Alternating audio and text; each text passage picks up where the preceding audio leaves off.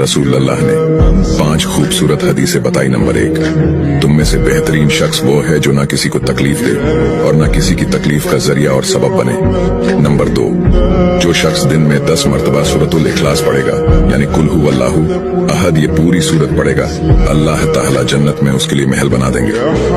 Number 3, जो शख्स हर फर्ज नमाज के बाद 1 मरतबा आयतुल कुर्सी पढ़ने का मामूल बनाएगा, तो उसके और जन्नत के दरमियान सिर्फ मौत का फासला होगा, यानी वो शख्स मरते ही सीधा जन्नत में जाएगा।